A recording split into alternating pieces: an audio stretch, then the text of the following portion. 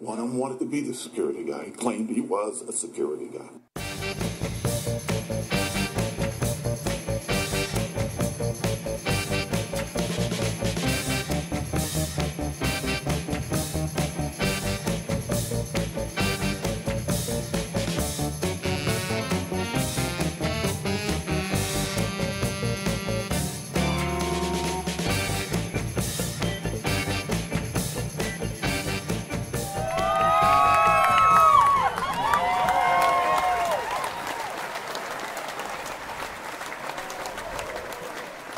Welcome to another exciting adventure of Security Guy Radio. And Jarvis, you caught me a little short here because I'm trying to share this on our Facebook page.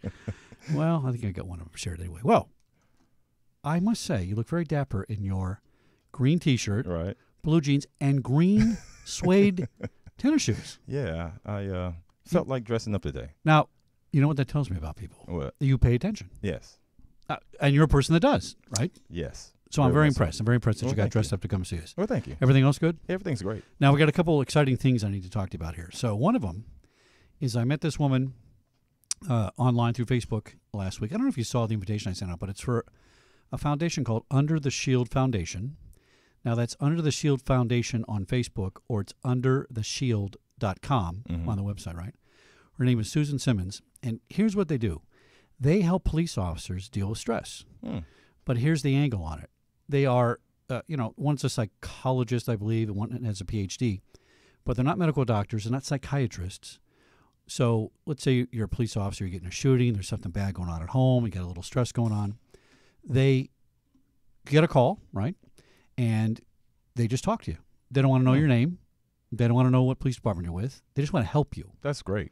So everything is anonymous. It's anonymous. Oh, that's great. Right? That's great. And they're not required to file medical reports because it's not a medical foundation, right? And how this protects police officers is a lot of times, and I've seen this happen, you get too stressed out on the job, you go see the company or the police department psychiatrist, and then you're out to pasture, right? And only because they don't want to take a liability or a lot of times, unfortunately, they do that as a way to get rid of somebody unjustly. All right. So the frustration that Susan has in these things is that she gets people to, subpoena to court to say, "Oh, I want you to give us all your notes and tell us if you interviewed this guy." Well, I don't know if I interviewed him. I don't know his name. I don't know his phone number. I don't know anything about him, and I don't keep records. I don't keep notes.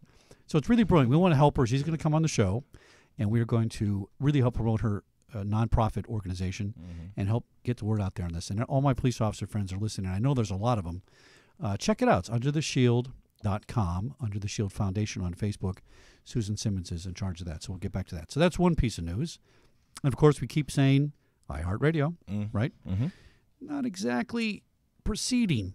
What's going on? Well, there's like 2 shows on there, right? So there was like a whole bunch of shows last week, and all of a sudden, I don't know, something happened, and somebody else's radio show got on there. And now I don't have as many shows, so be patient. We're getting the bugs worked out. I think it has something to do with the RSS feed. Okay. Or something like that, but that's going pretty well. Yeah. And then I'm going to Vegas in August. Gambling? Well, it could be a gamble for the show. Okay. If I don't get any interviews, but it's for interviewing. You should go with us. Yeah, I should. I've never been to Vegas. Well, okay, hold on a second. Is this thing on? How can you have never been to Vegas? I don't know. What's the furthest point you've been from your house? 7-Eleven? No, Big Bear. I know you're not serious. Yeah, I went to Big Bear. Oh, we've got to take you on the road. Okay, let's do it. Well, we got to figure out. We got to figure out the live stream thing. Okay, and we'll do that. Okay, absolutely. Okay, sounds good. Whew, boy, you poor thing. I know. I need to get out. We need to get out more, as they always say. I do. Now, do you happen to be able to push the button there and get CyberGal on the show for us here? Let's see if we can get her in here. Here we go. Welcome, CyberGal, Charisse Gutierrez. Boom. Why, Charisse, your voice seems to have changed a little bit. I tell you what, I'm the proxy for today. And who am I speaking to? Well, I'd like to introduce myself. My name is Ted Gutierrez, and you can call me Cyberboy if that's all right with you. We will call you Cyberboy, Ted. And Ted is part of the business of Cyber Threat Gone. I guess CyberGal's out sick today.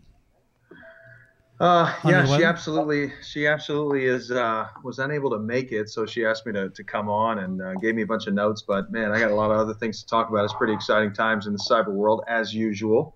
Well, tell us what's going on. Well, first of all, I just wanted to, I've got another computer up and I've checked out Under the Shield. Listen, I used to be a military officer, spent some time in Iraq.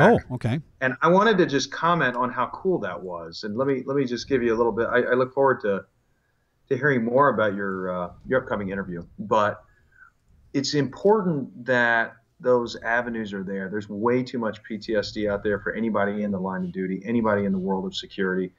The things that you see, the things that you have to deal with on a regular basis. And I was actually very blessed to have an organization help us out when I came back from Iraq that didn't ask for your name, didn't ask too many questions. It was really there as a support mechanism. And it does make a difference when you don't have to file it out and say, this is who I am, this is why I'm here, this is the problems that I'm having. And I remember going in just to kind of have some counseling coming back from Iraq. And she said to me at the end of the hour, she said, well, you want to come back? And I said, yeah, sure. And when I came back, she said, hey, you actually arrived. You know, it's very not a lot of pressure there. So I just wanted to say that coming from somebody that knows about those things, that's a really great program. Well, that's great feedback. I had some of that stuff at the police department. We had somebody that was assigned to the police departments I work with, and they would come in and talk to you. And it was helpful. I personally never had that kind of reaction to my job, but a lot of guys did, and I think it was useful. But, you know, sometimes, unfortunately, not always confidential, right? So it's good that she has this kind of a new approach to it. I'm pretty excited about it. So maybe we'll have you come on as a co-host on that one, Ted. That might be a good idea. It'd be my pleasure. It'd be my pleasure. Let's see how I do tonight. That's true. Jarvis, if there's not 1,000 likes on Facebook, then I'm a total failure. So let's get it started. Well, so can I jump into the cyber world for a second? Yeah, tell us what's going on. Are we ready to rock? Okay. I don't know if you guys have noticed, but there's a political convention, couple things going on in politics these days. Few things. I don't know if you guys know it, the DNC got hacked. Of course, Hillary Clinton's server got hacked. We all know about that. But what they just released changes, in my book, the word cyber and politics forever. So what we're dealing with is what is believed to be the same guy out of Russia that hacked the Hillary Clinton server the first time. Oh. They are saying that this guy has now come and hacked into the DNC. And when they did that, what they found was a 237-page report that supposedly the DNC did specifically research on Donald Trump, his campaign, and everything negative they could possibly find. So not going into any more details about cyber, I think what the real key takeaway here is, it's like there's no safety anymore. You know what I mean? I mean, you can't just run a political campaign. I mean, we saw it a couple of years ago with Mitt Romney, the first time a cell phone was used, right? In that campaign. Oh, yeah, right. You're right. Remember that? And it kind of like crashed the whole system. Yeah. Now we're not even to the summer yet where we really start going back and forth. And they're using cyber hacks accidentally to expose the other client. I mean, it's getting out of control. Never again will cyber not play a role. Well, I think it's interesting that they haven't released whatever's on her side of all that stuff. That's not fair. So left, it doesn't matter who you support, doesn't matter what you believe in. It's there's a lot more. There's a lot more underneath that river. I mean, it's got to be. Now the problem is we have foreign governments influencing American elections. Wait a minute. Did I just say something? What happened to all the meetings? Wait a minute. What I just said, I was just redundant. Of course, foreign governments influence American elections. What am I talking about? Maybe what are we talking about? Sorry, we're talking about Saudi Arabia? What are we talking about? Maybe they can do it better now. I mean, this is, but all kidding aside, it is kind of serious that on the bright side of things, which I tend to look on, do you think this could keep people more honest? Seriously, right?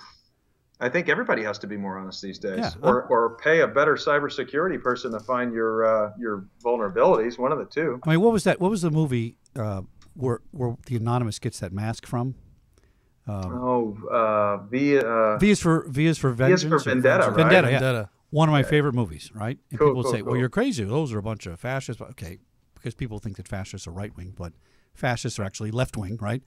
And I'm just in the middle. But I thought that was a really good movie because I think no matter what side you're on, the message was the same. All right, there's bad on both sides, and maybe this kind of hacking stuff will help even that out. So here's what I think: no matter what happens, we're not going to know what happens. We're going to be totally surprised by this election. No, because there's so much white noise. I mean, it's like back. You know what's happened now, and cyber brings this in. You look at globalization. You look at what's happening on a global scale. it's access to information. Right. We have so much information now. The average person checks their iPhone. I don't even know how many times. I saw the figure the other day. It's insanity. But what's happening now is you have that same sort of feed on a political side. You have that same sort of feed on a news side. And you're right, there's so much information out there that the average person doesn't even know how to use it all. And as a result, it's, you don't know if all the information is out. But it's pretty incredible.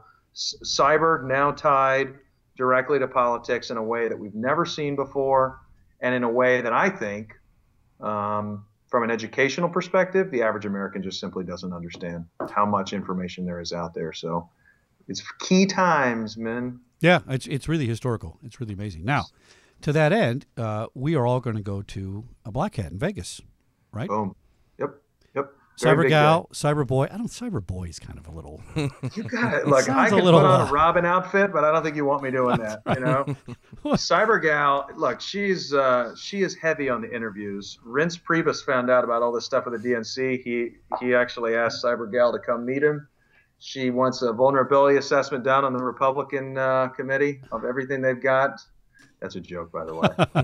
That's a joke. But she is going to be interviewing a ton of people alongside you, supporting in every way, shape, and form Security Guy Radio. And they've said that I can be kind of like I'm part of the crew, obviously. Right. But I haven't figured out how I can help. So I want your lead on all that. You tell me what to do, what to wear. I'm ready. I'm getting your shirt. You're getting the Security Guy Radio shirt. If you can see that on camera, a little star right there. I am excited. And we're also going to go to, I just found this out today. I haven't registered yet, but there's August 4th, there's another convention called Tiara Con. That sounds interesting. Yeah, and these are the female hackers. They have their own little conference that one day, August 4th. I think that's really kind of interesting. Look forward to that, too. So we're going to get a lot of information and do the shows remotely and bring them back and play them on our live broadcast. So who are these? So these are all female hackers? All female hackers. Well, not all female hackers, but female hackers / people like Charisse that are in the business, that are in the cyber side of the business. But it's strictly for females. Not for, but I mean, of females in that business, which I think is really interesting. So that'll be a lot of fun. So maybe Cyber Gal should stay home from that one. Maybe. I don't know. Just saying. Like my mind just blown. You know what I mean? First we're in Vegas. Now it's a bunch of female hackers. Okay, listen. I could find a way to help you out there. Cyber Gal could find somewhere else to be. Jarvis, I know you're in for that one. Yes. Oh, see? Look Jarvis at him. He's never been to Vegas. Never been to Vegas. Oh, no, don't be using Jarvis that. doesn't go to Vegas? I don't understand, man. You're missing out, Jarvis. Yeah, I am. Well, Cyberboy, you going to stay by for the rest of the show? Absolutely. All right, good. Pleasure. So just jump in. We're going to welcome our guest here, Mr. Daniel Martinez. Hernandez, but either Hernandez, way. I'm sorry. I'm sure it's one of the other most common names in the U.S. right now. Of SecurityBud. That's right, SecurityBud. Now, Daniel and I met on, I think it was LinkedIn. You were posting something. And I looked at it and I said, SecurityBud, securitybud.com. And the first thing that came to mind was SecurityBuddy. Yep. Right? Yep. And then, of course, SecurityBud like marijuana. Yep, we can get into that too. It could be either one. That's right. Either one. But I looked at your page. I looked at the marketing. I looked at the presentation, and I thought, this is good stuff. Mm-hmm. And you're exceptionally young to be in the business and have that approach. And, sure. I thought what we talk about today is your business, of course. And then let's just talk about the social media aspect of it, how you came up with this marketing, how you run it. It's very, very interesting. Yeah, it is. You got a great product. I think you've crossed over from old school security stuff into the modern look that security needs, and but probably because you're younger. Yeah, well, I think that I've kind of bridged the gap because not a lot of guys my age actually know how to do a lot of the older stuff, which is kind of where I thrive. So I'm able to bridge that gap between the modern and what's great right now, between all the analytics and all that high-end IP and bandwidth and broadband stuff and Internet of Things, and then we can also take it and go back to a hardwired alarm panel and people still want that. People still have them. That's the problem. Right. And for most big buildings, if you go into the commercial side, the new wireless stuff they haven't even gotten into yet. So no, it's amazing. Well, when I was at I think ISC West, I think a year or two ago, analog cameras had still outsold digital. Yeah. In that 2014 or something. Isn't that amazing? It is. And they just slapped us in the face recently with it's harder and harder to find certain replacements now for those analog cameras. So they're trying to change the market. I think they are. They're trying to phase it out because why would you spend $150 on an analog camera? We can spend $150 on a 1080p digital. Well, one argument, security. Yeah. If I have a closed system, kind of hard to hack an analog camera. Well, it's still Right. analog. It's BNC, 1080p over BNC. Right. So, you know, a lot of people are digging on that because it's a completely retrofit, you know, to their existing installation, and they don't have to dig into their pockets to pay the labor costs that usually is extraneous on a major installation. So tell me what SecurityBud does. Let's start with how you started in the business. Okay. Let's start with that. 2005, I want to say I was about 20, 21 years old, and I was working at a hotel, front desk, trying to figure out what I was going to do. And some guys from ADT or actually an ADT, the largest ADT dealer in the nation at the time, Defender. I don't know if they still are the largest, but I know they're big players still. And they were looking for guys, and they handed a card off, and I made a phone call, and that's how I got started in the alarm business. Oh, cool. Yeah, so it was a real quick thing, and then that I was probably about 20 years old at that point, and I worked there for a little while, moved up in the ranks, and then I got in with ADT Corporate as a sub. Now, is this where you learned the installation part of it? Yeah, that's where I learned the installation part of it, and you know, I just kind of kept learning the trade. I took every side job I could get, you know, learn, and then as far as the business aspect goes, I just wanted to be a business owner, like since day one, since I was a little kid. I remember this. So, you know, I was always trying to figure out how to market myself or brand something. And so with the emerging marijuana business and marijuana industry, you know, I took the first step in 2011. I said, I'm going to be a cannabis or Prop 215 vendor, SecurityBud, also your buddy at the same time. And so it was really easy. Some people aren't smart to that. Some people are. We don't really push it either way. Right. You guys weren't kidding. That's awesome. Yeah. I'm on your website and everything. I'm just learning more about you, Daniel. That's awesome. Thank you. By the way, your marketing is incredible. A lot Isn't of people it good? saying great things about you. I'm all over the place. I'm on the business side, right? So I'm very interested when an entrepreneur comes out. It looks like you really tapped into something. Yeah, and so we're kind of like we're in a weird state right now in California. I wish I was in more of a regulatory state and making more money on that side of things, but we have great customers in just the regular market. And so yeah, that's really what I kind of strive for. Now I can see with the new ballot in 2016 hitting, if it does pass, there's going to be a lot of regulatory measures, and we're going to be right there to help with these processors and vendors. I want to talk about that in a second, the manufacturing side of it. Yeah. Let's back up a little bit. So you decide you're going to start your own security company, right? Yeah. Got to get all the licenses, all that kind of stuff. And you have some knowledge. Sure. And I want to go over this from the entrepreneurial startup point of view, right? You're very young. Yeah. Right? 31. And you don't find this attitude in a lot of. Are you a millennial, by the way? I don't know. I don't. Jarvis, is he a millennial? I think you are. I think I fall into the category. Yeah. I can't even pronounce it, so that's how old I am, right? I think I might fall into the category. I'm right there at the cusp. But you see a lot of people that are younger that can't do things. Sure. Yeah, My son, hey, Max, would you go down to the store and pick up this thing? I don't know how to do that. What do you mean you don't know how to do it? I've never done it before. Okay, well, that doesn't mean you can't learn. Right. And right. This guy has a college degree in mathematics. Okay? Sure. Where do you get that drive from? Where does that come from to just say, do it? And I know where it comes from in me. Yeah. Nobody told me I can't start a radio show, so I just went and did it, right? Right. Tell the young people what you can do to get this through their head, that you can just go do things.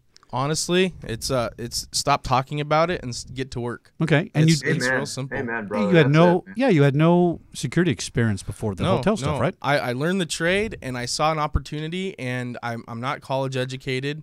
I went to a great high school. I did too. I got lucky. And I went to an all boys private school, and I saw the Ferraris and the Lamborghinis and everything pull up in the driveway, and my dad was driving an old beater 68 El Camino, picking me up from this, really high-end school.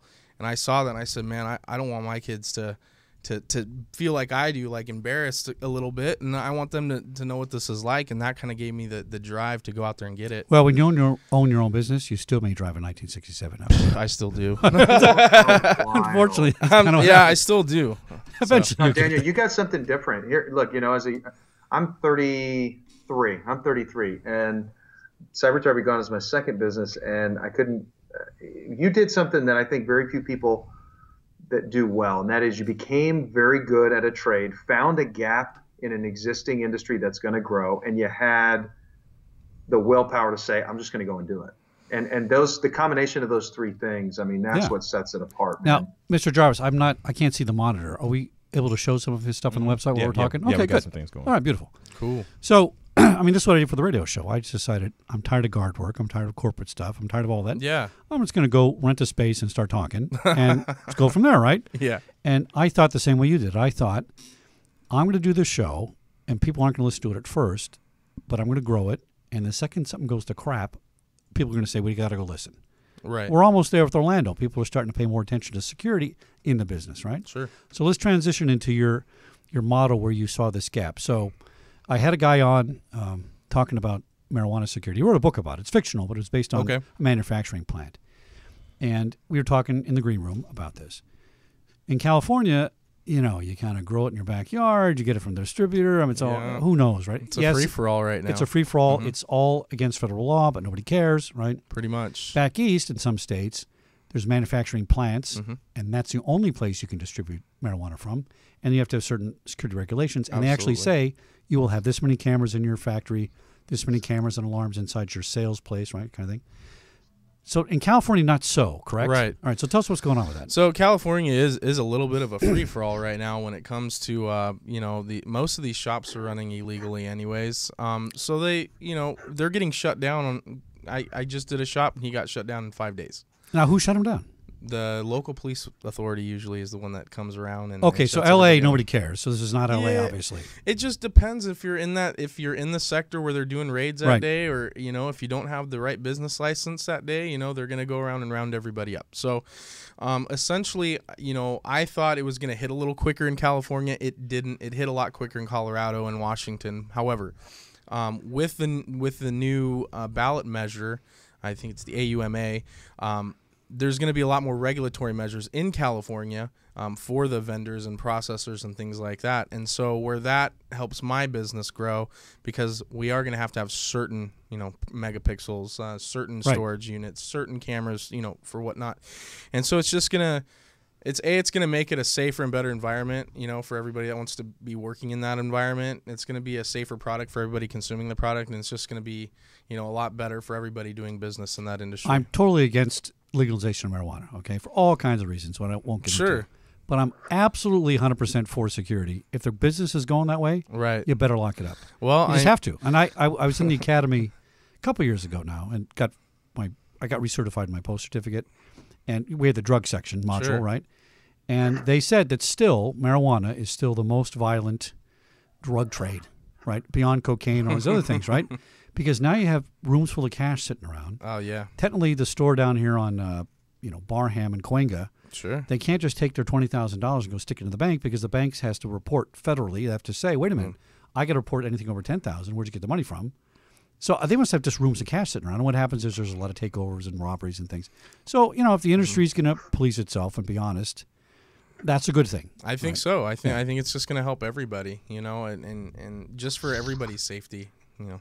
I think it's a good thing. Now tell us what you do specifically. Besides, you have SecurityBud, you have AlarmBud. Yeah. Why are the two different? Basically, we just took the name. We figure we use that name. The only reason why is we really were just trying to switch some platforms over, and we used it as like a holding place, and it kind of stuck. So I actually have a Monotronics dealer that we're all on the side of, and it's SecurityBud installed Monotronics basically, and that's going to be growing actually nationwide within the next year too. Oh, cool. I've got a wholesale staff where I'm going to San Jose tomorrow to get that started up there. So that's kind of like the AlarmBud thing. The SecurityBud thing is really my bread and butter. So the AlarmBud is the monitoring part. Yeah, we could essentially say that. Sure. Yeah, all right, sure, good way to say it. And the SecurityBud part is more of like the labor and all the equipment and the heavier security and stuff. And then we also we work with we used to work with a lot more guards to subcontract people out and help with other things like that. But we've kind of gotten out of the guard work completely. Yes, get out of the guard work. Yeah, it's That's not. That's my best wisdom to you. It's not really what it's cracked up. No, to be. it's not. It's not at all.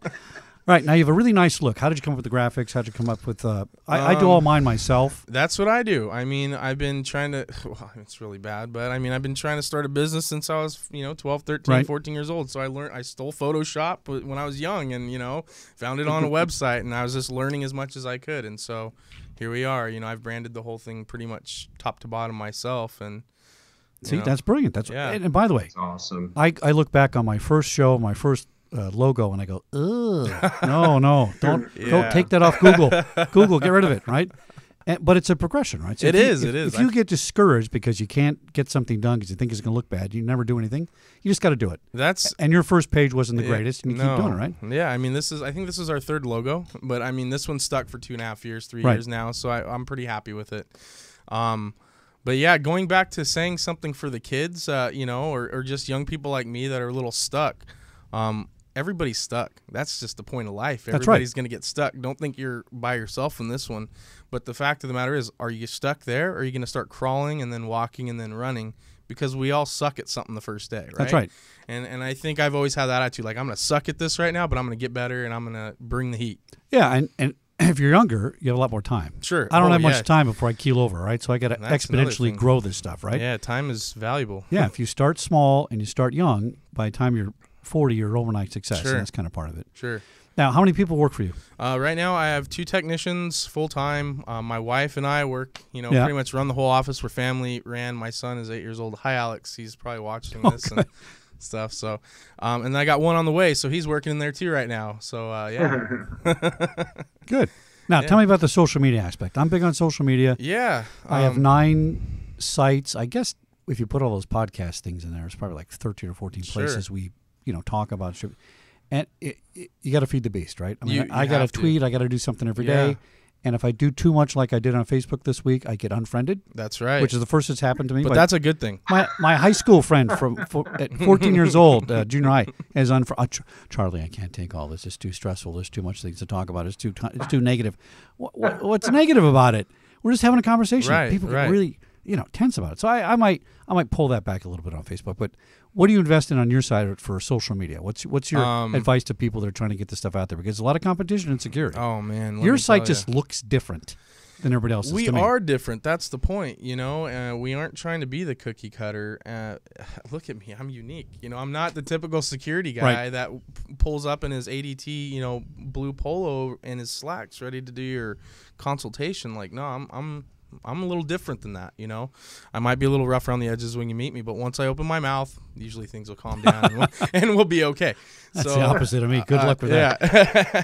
So I just think that's kind of been my model has been, not be like everybody else. And I think that's more complimentary would be you come across as being yourself to me. That's it. That's why I look at it. I'm as real as I can be. Right.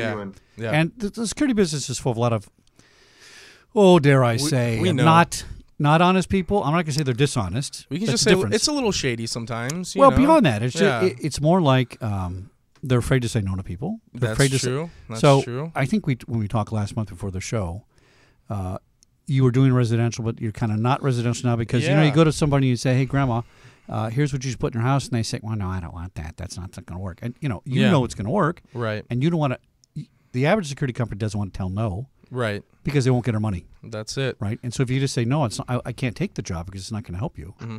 And that's what you got to be. Got to be honest. And that's what I do. I do it often. Hey, this isn't going to work for you. You wasted your money on this. And, I don't want to be the guy to double end you and install it. You want to find somebody else, that's fine. But I got plenty of work, just from being an honest person. So now what kind of social media would you do on a Or do you do it on a daily basis? Yeah, or we do actually. You tweet, do you Facebook, what do you do? My wife is really the one that's on it lately because I've been on the road so much. But the big thing right now is Instagram. Instagram is the new one. I don't use it that much. Should I use it more? Yeah, you got to get on it because really it's probably the easiest ways to gain attraction. In fact, we do a lot of property management, and a lot of them find us off of Instagram. Well, that's interesting. Yeah, so we don't just a flat out.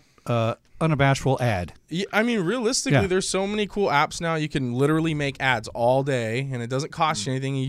You're really niche marketing when you put those hashtags and everything else in. So, why not use that to your advantage?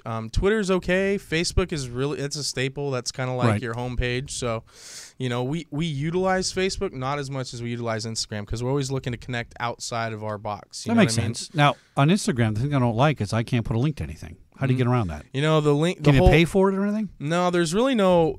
I know there's apps and stuff, and if we got my wife on, she could probably tell you a little bit more about linking. Call his wife immediately. Let's do it. Ready? Get her on the phone. Here we go. But she has she has it all kind of dialed in, and so I believe we put our links in our top of our Instagram page and like just our address and stuff like that. So you can do that. That's right. Yeah, and the other thing too is I just throw my phone number in everything that I throw up. So do you get responses from that? I'm telling you, we gained a lot of property management contracts. What's your wife's name? Cindy. Cindy. I'm sure she better be listening. She is listening, I'm sure. Cindy, go to ubnradio.com and look at the studio 2 and find the phone number and call Jarvis to see if we can get you on the air. Let's see if we can do it. All right, so that's interesting. I didn't realize Instagram was that powerful. It's so easy because you just snap and boom. I do a lot of graphics where I put the numbers in it and that kind of thing. You can literally pour your money into the trash can on ads and things like that, because unless you've got a lot of money and a lot of money to spend on that right. and saturate it, you're not going to get very far. What about YouTube? You like YouTube? YouTube is cool. We've had a couple videos go pretty good, and then some not so much. I need to get on YouTube a lot more. When I'm on the road a lot lately, it's hard to sit down and make videos, but we've made a couple pretty cool videos. So what about live broadcasting on Facebook? I started doing that. We're doing that today. It's broadcasting live on somebody's Facebook page. I think mine, yours, whatever. Yeah, we're gonna. That's pretty effective. I think I'm trying to get it on mine. But yeah. I mean, we haven't really gotten to the live broadcasting yet. I'm sure with some of this newer stuff that we're gonna be getting into this year, I'm gonna try to really immerse myself into this and kind of make the social media work. Now, where'd you get the startup money to start the business?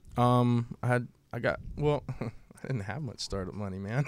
Well, I didn't have a penny either myself, really. The reason I'm asking is because people think, well, you started a radio show, you must have had $100,000. No, I didn't. Yeah. I just paid as I went and got it done, right? Well, I mean, you meet a lot of connections in any business, right?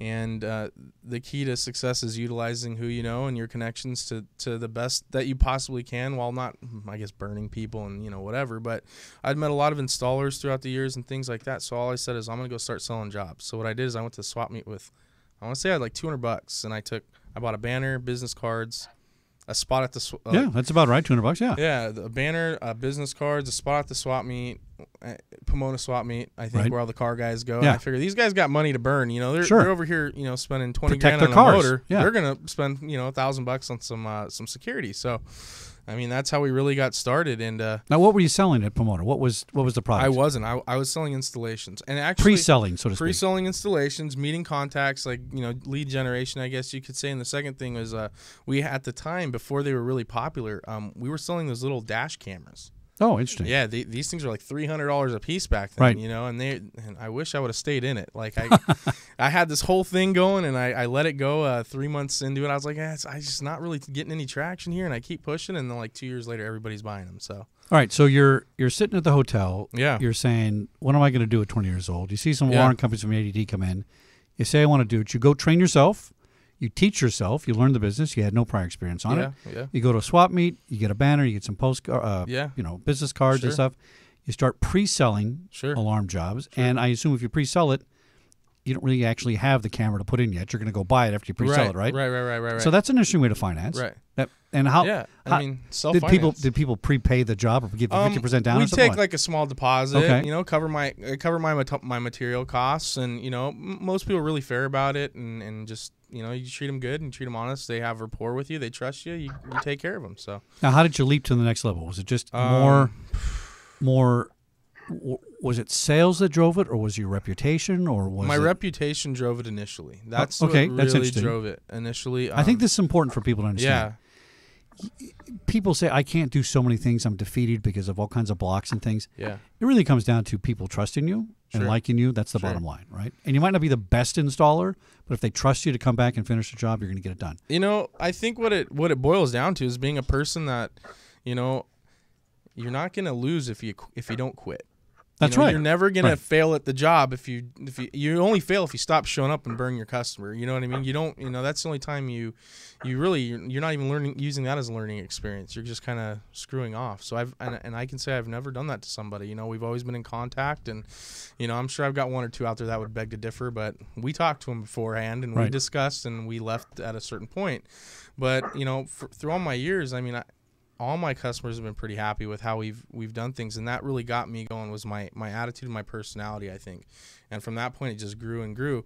Yelp really helped us initially. Oh, okay. Tell us. Tell why is that? Yelp is a pretty good tool for most small business. It's a double-edged sword, though. Right, because most people I know hate it because all they get is negative, and it can ruin a business unfairly. You're doing pretty awesome on Yelp when I saw it. Yeah, well, that's the first thing that popped up. I mean, you guys are 4.3 out of 5, 5.0. Well, what is Security Guy Radio's rating on Yelp? Jarvis, do we have one? We probably don't have one. Could I have one and not know it? It's possible. Yelp was not for services, though. It was more for like. Oh, well, maybe. Interesting.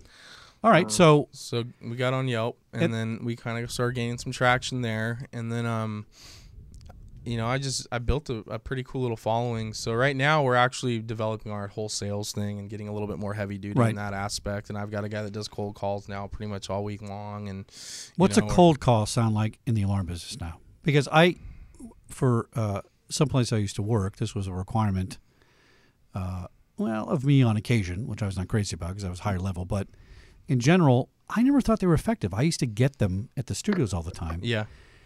The only one that worked one day is a guy calls up and says, Mr. Harold, I know you're pissed off that I'm calling, but I got to put my kid through college, and can you give me 5 minutes?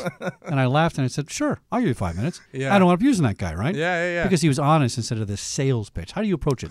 Yeah, I'm actually really the same way. For my people, I have to give them a pitch because if not, they're not gonna. I can't let everybody just go out and roam to pasture. That's the first thing. No, I get that part. But if I'm gonna be making cold calls, which I actually do on occasion, I'm just real friendly about things. Hey, how's it going? My name's Dan. Look, I'm a local business owner in the area. I'm not trying to take up all your time. All I want to do is see if we can work together on this. And I'm really looking for some help. Can you help me find the right person? Or and I don't really try to ram it down anybody's throat because I don't want them to throw it right back up at me. You know what I mean? And so sometimes it's just a little finesse, just calling and keep in touch and not ramming it down their throat until day 10 when you call, or touch 10 when you call them on the right day when something broke in the day before. And like, oh my God, I can't believe you called. And that happens too. That's right. It happens so often. And then you look like the knight in shining armor, not like the jerk that's trying to slam your hood at the end of the sale, and take off. So it's interesting. I've talked to a few people that have been involved as business people where there was a shooting, public shooting. Sure. And one guy, I think it was in Virginia. It was years ago a vocational school for auto repair, something like that, had a shooting. He said he didn't get one phone call. He said, I wish I had because I didn't know what to do. This has never happened to us. I wasn't sure what to do. Wow. And in our business, one of the angles on that is that that's bad taste to call after shooting. Sure.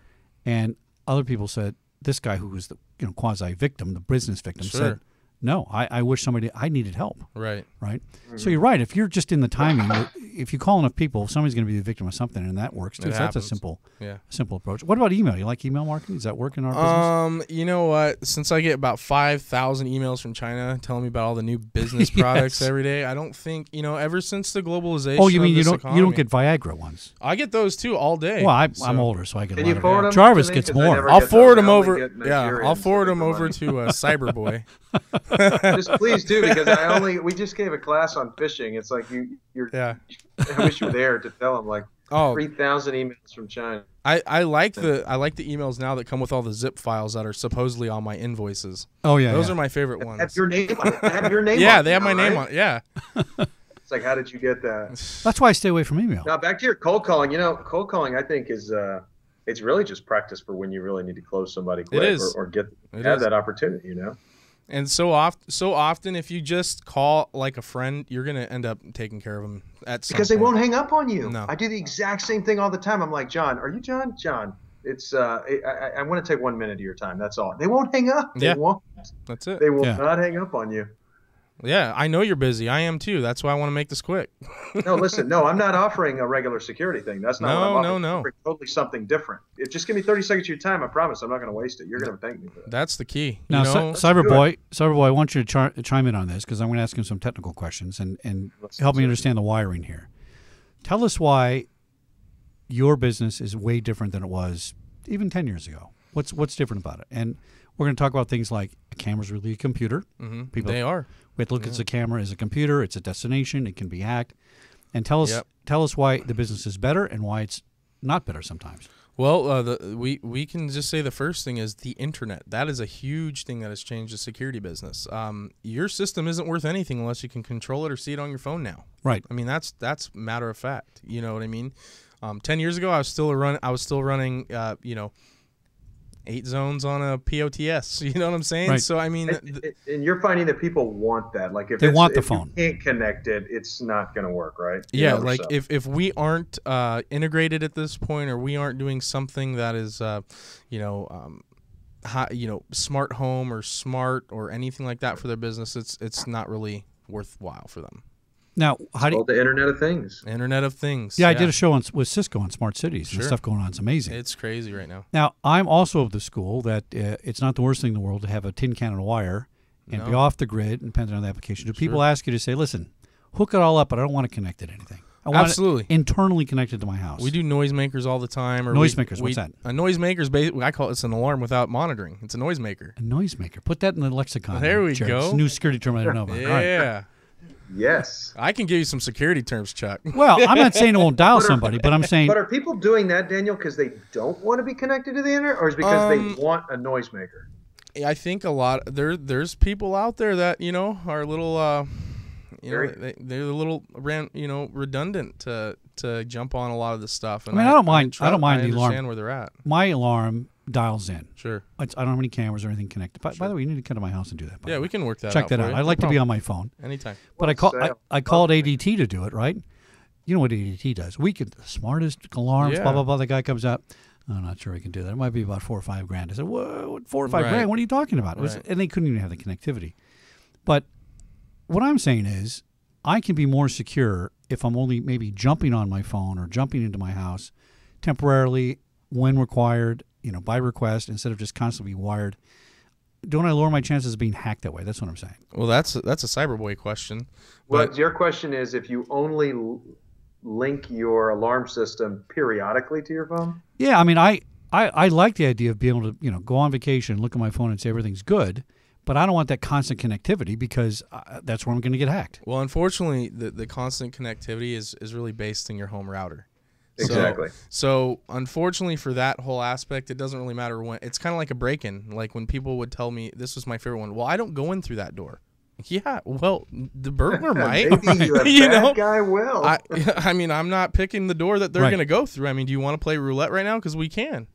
That's a tactic. That's a tactic. I mean, hey, I was an ADT sales guy for a long time. You should hear what they do. I love it. I love it. Look, what's funny is because is sometimes when people don't understand cybersecurity, we talk about house security. We're like, look, okay, imagine this part of the cybersecurity is the bars on your windows. The next piece is the alarm that goes off when a sensor. It's a layered system, right? Exactly. You can't choose a door versus the next thing. When you look at a house, it's the same thing as us looking at computers and networks.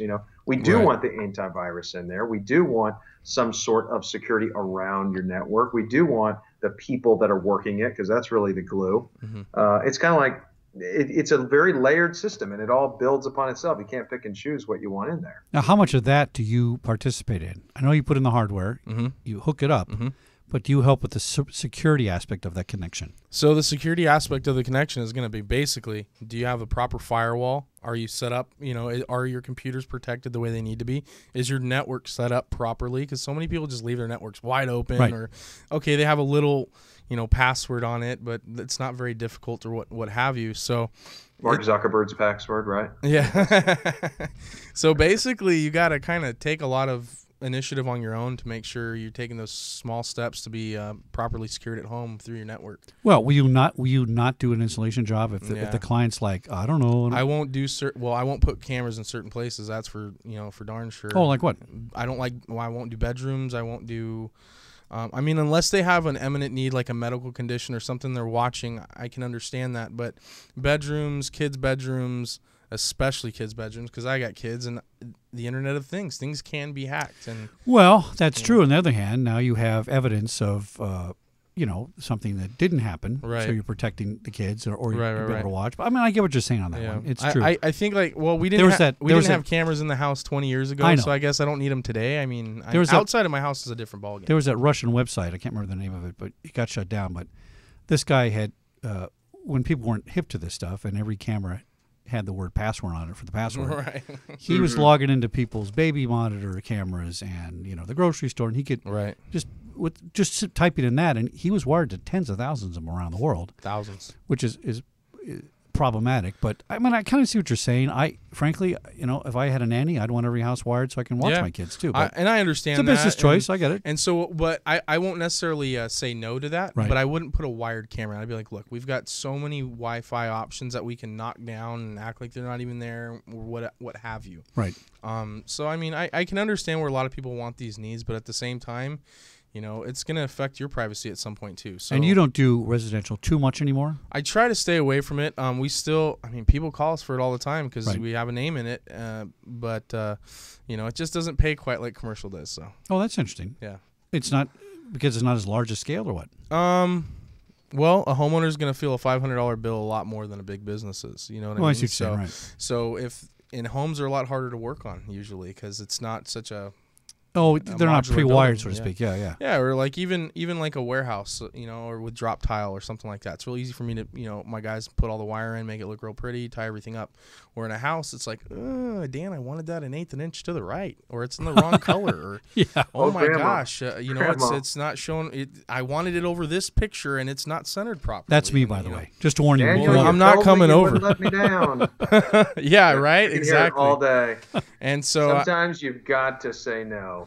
And that's exactly where it is. It's just kind of like, yeah, okay. We get the same thing. Yeah. Like in Cyber Threat Be Gone, a lot of people that call, it is doomsday planners. We are talking people that think the government has hacked that individual, and you kind of have to walk them back off the ledge. Right. Hey, do you ever get any? So let's say you've got a building and you've got it all tied up. You talked a little bit about cybersecurity, but do you ever have anybody that gets hacked and then they call you and then you say, well, what did you do different? How does that work? What happens? Usually if we're working with a big enough building like that, they have on-site IT or IT department. Oh, so they just handle it all after you install it? Well, so what we do is we'll work hand in hand with the IT person to make sure everything's lined up on our end, and then we make sure that they protect it on their end. Now, give us an idea of a. I'm sorry, Ted. Go ahead. No, I was just if you were going to change, that's fine. I was just going to ask how that happens. Like, what is the average security system in your eyes need from a cybersecurity perspective? Like, what's working for y'all? Well, the good thing about a lot of the alarms is that they're cell phone based. So since it's not directly on a network that's easily hacked, they're in a better position. But it's like the camera systems and things like that can get easily hacked. So if you're in a business and you've got the money, a sonic wall, some other firewall protection and things like that, and just make sure you're well encrypted. So now give us a typical business installation. What are businesses looking to protect nowadays? I have never thought the money in the bank.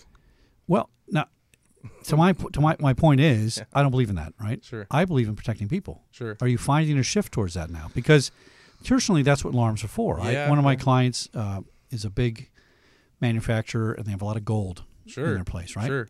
This place is Fort Knox. You cannot. It's probably the best physical security I've ever seen, right? Okay. Except I'm not worried about that. I'm not even worried about somebody attacking it from the outside. I'm worried about some cray-cray that goes off at work in the cafeteria because his tapioca pudding is too warm, right, and starts shooting everybody. Okay, right. That's internal.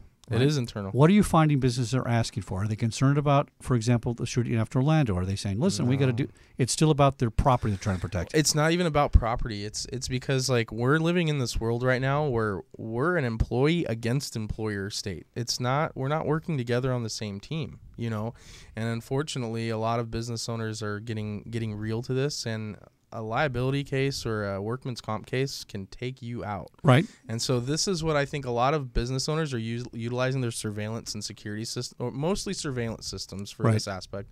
But it's to really limit the liability with not only customers, but internally with their employees. Okay, that's interesting. And so I get a lot of that because I just had one of my customers go out of business after 65 years of being in business because of too many false workman's comp claims. Wow. That's not right. Wow. And so you got people that are actually coming to you and saying, I want to install cameras all in the internal part of my business because I want to be able to watch what my own people are doing. Hey, they want to make sure that slip and fall that happened on aisle 5 was really a slip and fall that happened on aisle 5 and not a jump and flop. You know what I mean? Well, I had a case at Fox. You're going to get this. You're going to laugh at this, right? I think I had in that one building 125 cameras. Sure.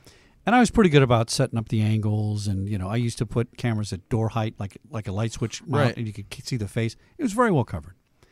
So I ran facilities and security at that place. And one day I get a call that my employee fell down and hurt themselves. Of course, I'm concerned. Sure. I go over there, we check it out, get the nurse and all this kind of stuff. Then we go back to review the tape. Guess where he fell?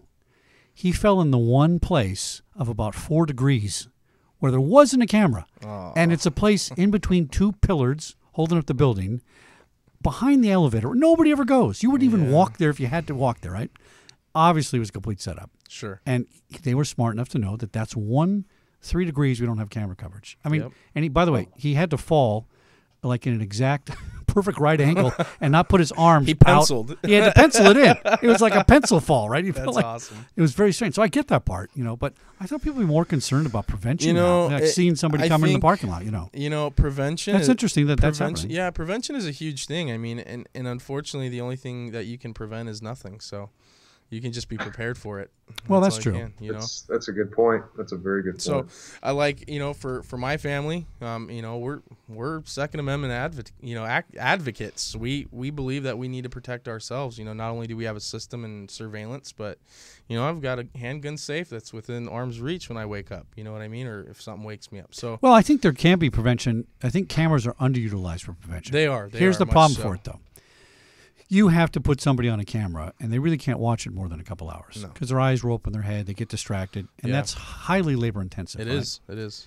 So that part doesn't work. But I think with analytics and looking at people's behavior, and if we use cameras more to record and then review, and say, wait a minute, every day at 6 o'clock, Daniel comes and stands in front of this desk right here. Sure. Daniel's not authorized in that area. Daniel has no business in that area. What's Daniel doing down here? And if you could, and there's artificial intelligence software that can do that. Absolutely, there is, yeah. And say, listen, I see a pattern in that camera. I think that's what we could use cameras better for. Because I agree with you. Unless you're sitting in the parking lot and saying, here comes the guy with the rifle. Right. And who does that? Right. Right. It is not preventative. I get that part. I just think that that's a situation that not a lot of businesses nor even small businesses have the luxury of having, which is somebody watching their cameras on a consistent basis. Right, it's very expensive. Even us, we offer live monitoring, live video monitoring. However, we do it on an incident basis. So when the motion detector goes off that we set up outside or what have you, then it feeds back to the monitoring center. The cameras come on, and they work out that way. They're not literally watching it like a casino floor. I always tell people the last thing I'm going to install is a camera, because for the most part, I have a picture of a guy stealing my laptop. That's a pinhead that I can't use in court and identify him with. And by the way, I kind of know my laptop's stolen because it's not here. So it doesn't help me, right? Right. And the monitoring part's too expensive. Sure. I get the workers' comp, something false. That one that's is really the best where it's one. at. And that's where we kind of, because I think in the next 5 years, we're going to start seeing more offensive mechanisms come out for the security realm, just like the smoke cloak and some other things. Oh, we got to talk about smoke cloak. We got to talk about what do smoke cloak. We got 5 minutes, Jarvis, about 10 minutes? What do you got? Okay. 5 minutes. Yeah, so this is really coincidental, but I had a guy on the show last month from Smoke Cloak DNA, and then I'm browsing today on my phone and noticed that you guys are a dealer now. Doug. So let's talk about it. I talked to Doug. SecurityBud and Smoke Cloak. I mean, it's kind of got the whole vibe going there. Well, tell us what it does. The Smoke Cloak basically fills different, there's different models, but it fills a certain closed off area with it's basically like a vape. Have you, the vape pen? Or I think it's a glycerin it's like a glycerin. It's like the fog solution. Exactly, fog like a fog for movies. machine. Yeah. Exactly. So it fills up very quickly, almost to a point where you can't see any. It's impenetrable as far as your eyesight goes, and it's really more. I think it's kind of a scare tactic. It kind of freaks some people out when you watch these videos. So that's more of an offensive mechanism to basically make it so people don't touch anything. They get out of the the area. They get out of the or they're trapped until the police get there. Right, they're trapped. Exactly. They won't move or what have you. So especially with all the pharmacy robberies that are happening, that's really going to be a big thing. Now you just started that relationship. Have you put one in yet? No, we're actually waiting on. We're about to get our first demo to start walking these around. Yeah, it's really cool. People don't really understand what it does or don't get the whole concept until you put it in their shop and you go, all right, here you go. Yeah. Okay, I've done 37 seconds of research. Let me see if I've got it. Okay, so I've been watching it online. So you put this either like close to an exit of any of your facilities or maybe in a special closed-off area. If it senses an alarm is going off, like something's being stolen, so it sprays this fog everywhere, this smoke. That gets put onto the clothes and the skin of the person. And as long as the cop finds them within the first hour, they can do a swab test and they say, hey, you were in that area. Oh, it actually lasts longer than that. It's like 3 weeks. Yeah, it's about 3 really? weeks. Yeah. Oh, yeah. It's a 3-week swab. Wow. So what's how can you... So Man, this is going to be interesting how they legally enforce this. Well, each set of DNA, basically, the smoke is it's individual. They're all individually printed. So it's vegetable-based DNA. Yeah, it is vegetable-based. That's correct. Oh yeah. So if you wash your skin, you'll deteriorate it, but it doesn't go away completely. And if it's on clothes, it really stays on clothes a long time. Sticks in or the fibers. property. That's correct. You stole a VCR. Or so something. your the DNA from that's in your smoke. clothes from the smoke cloak will match the DNA that it's called, like, I think it's a quick swab or a quick test or something like that, and you place it in the business. So if it goes off, you automatically get a sample of the DNA that's ready to go. Right. Yeah. Yeah, it makes a lot of sense. Mm-hmm. I think it's brilliant. I think it's awesome. I think we're going to see a lot of offensive mechanisms come up. In fact, we're kind of working on a few. So it was that was developed, Ted, in Europe about 20 years ago. It was actually invented here. American invented it, went overseas, sold it to, I forgot who it was. Anyway, it's been used in Europe a long time. Yeah, the UK. And now they're kind of coming back here and bringing it back They're to pretty you. successful? In Europe it is. It's very successful. Yeah, for 20 years. Thwarts, bank robberies pretty quickly usually. Yeah, and pharmacy. Well, it's more of a deterrent. If you learn about this, get the education on it. Right. Yeah, and they've had cases where the guy is trapped in the pharmacy after the burglar goes off, and once you open up the doors and stuff, it dissipates very quickly. Very quickly. And the police say, "Hey, Rod, come on out here now. Good lad. You're under arrest and all that." Okay. Right, and then why don't we just go ahead and swab you down? Yeah, prevents a violent confrontation. Yeah, What else is? What else is? We're looking at. I want to see all that superhero stuff, like these guns that shoot nets that cover you up. They have all that stuff, It's all out there. We just have to basically set it up and put it into a package that can fit into a building and look aesthetically pleasing and function properly.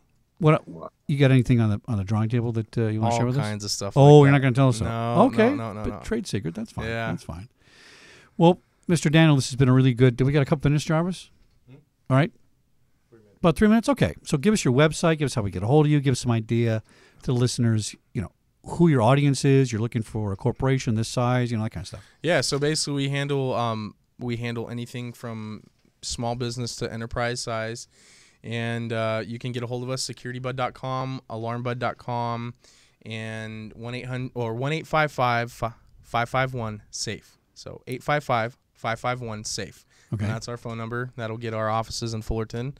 And if you see our green trucks or green cars running around, that's us. So Twitter handle? At SecurityBud. Facebook page? SB CCTV experts. Yeah, you can't put security in your, for some reason when I was going for it, I couldn't put any security name in my my handle there. They kept kicking it off. So that's weird. I got Security Guy Radio for mine, but I don't know what happened there. I'd been trying. All right, so let's do a couple quick reviews. We've got a couple minutes here. Housekeeping. Follow us on Facebook, Twitter, LinkedIn, YouTube, Instagram, Pinterest, the girls' site. I can't remember the other ones. And then we're on iHeartRadio. That's a big one.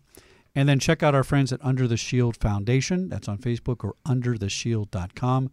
Susan Simmons' organization that helps people involved in the law enforcement agencies and maybe military. She may do that as well, Ted, to deal with stress on a confidential basis. We will be in Las Vegas this August for Black Hat and Tiara Con, which are the female hacker convention.